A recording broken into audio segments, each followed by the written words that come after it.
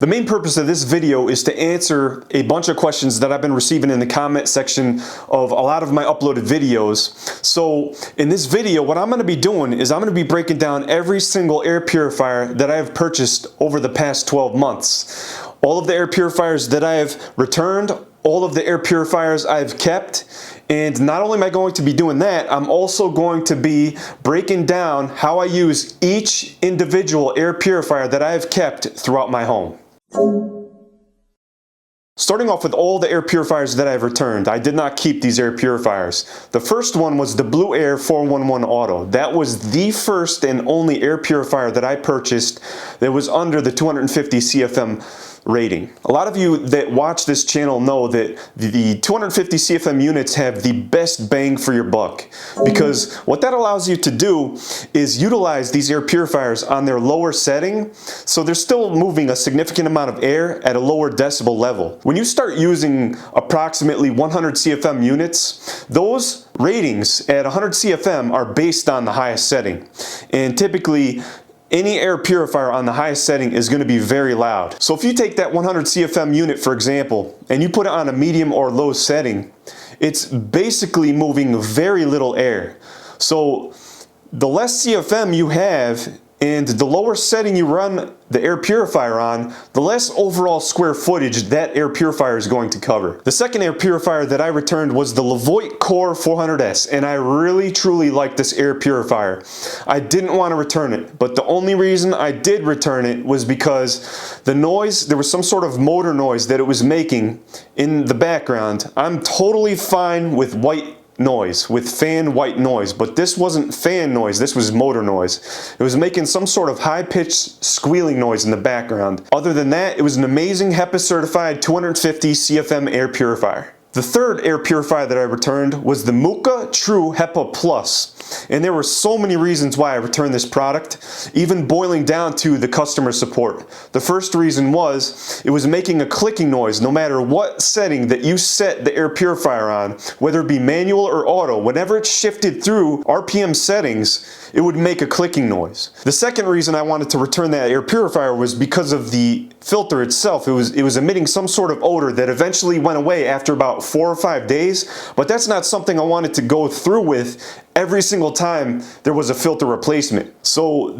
between that, the customer support, and the noise that the air purifier was making, it just felt like a very low quality product, and it definitely was not worth the money in my opinion. The fourth and final air purifier that I returned was an air purifier I really did not want to return. That air purifier was the Colzer 3000. In fact, the only reason I returned this air purifier was because you couldn't find replacement filters anywhere. I am now starting to see replacement filters on the Amazon site, but I don't know if this is going to be something that is going to be in stock going forward, or if they're just going to have another shortage again. So the reason I like this air purifier so much and I didn't want to return it was because this was the best air purifier that I have ever had inside of a bedroom, where the noise was so quiet that I could barely hear it, and it was moving a significant amount of air. In fact, this was an excellent air purifier for the money.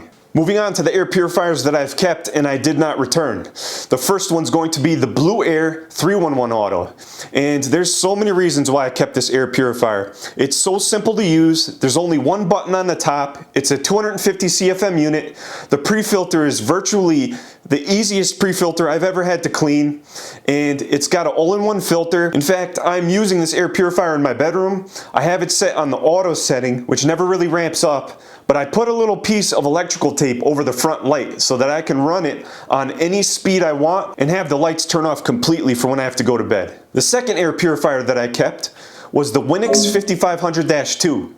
And I've had so much air purifiers in my house that I actually let my parents borrow the Winix 5500-2. And the reason I did not return this product is because it is by far the best value air purifier that I've ever had in this channel. You'll often find that this air purifier has the best bang for your buck when it comes to price to CFM performance. The pre-filter is a screen. It's easily detachable to clean. It's got a certified Hepa filter, and on top of that, it has activated carbon pellets for a larger surface area to filter out volatile organic compounds and gas-like odors. The only downside I had with this air purifier was that no matter what manual setting you had this unit on, you could not turn off the blue bar that was on the top of the air purifier. It would always be illuminated on the manual setting. Other than that, you can also use this air purifier in auto mode, and it'll turn off the lights at night when it's on auto mode. And if you keep a little piece of electrical tape over the lights above the auto mode button, it'll actually, on auto, not produce any light whatsoever for a sleep setting. The third air purifier that I kept, which I actually have right next to me right now in my office, is the Blueair 211 Plus Auto. And this was the first air purifier that I have purchased where this was an absolute beast when it comes to CFM.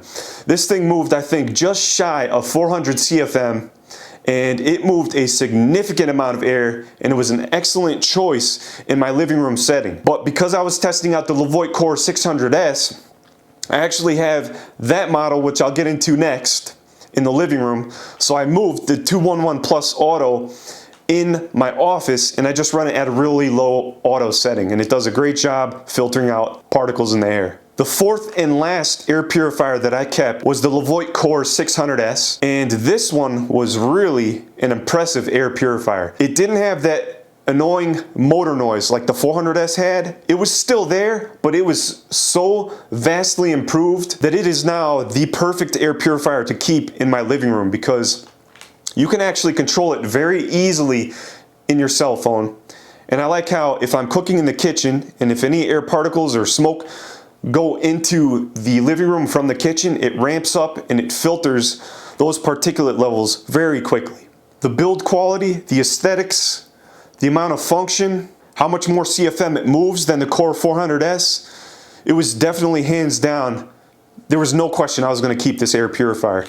So right now I'm using it in the living room, and what I really like about this air purifier is that I can manually set the settings no matter what I need to do on the fly using my cell phone in the living room. So if I want to watch a movie, or if there's a lot of activity in that room, I can adjust the manual speed settings up or down, no matter what the use case might be. So there you have it. That's the list of all the air purifiers that I have both returned and kept. If you'd like to find out more on any of these individual air purifiers, I'm going to leave links in the description to every single air purifier so you can check them out. I also have playlists. I'll list those as well.